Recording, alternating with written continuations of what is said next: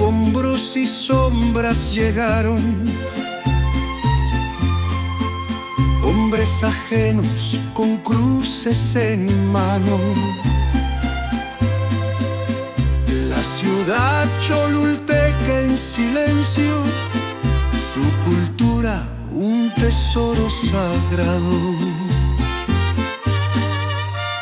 Las pirámides, altares de gloria, fueron vistas con ojos de pecado.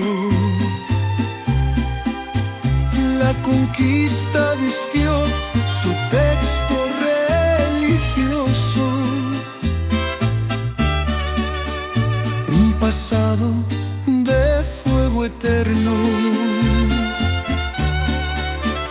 Oh, contradicción, benditos y ciegos de razón, exorcizan lo que no entienden y en la historia imponen su perdón.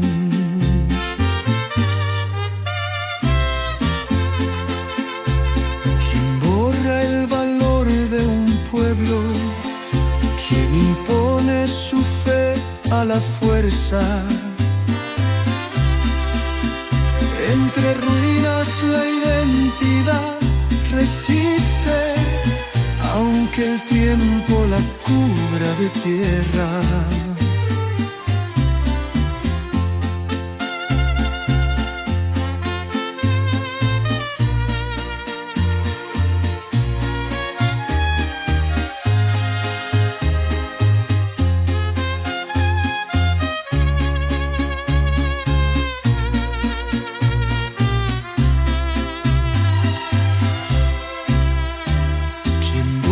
El valor de un pueblo, quien impone su fe a la fuerza.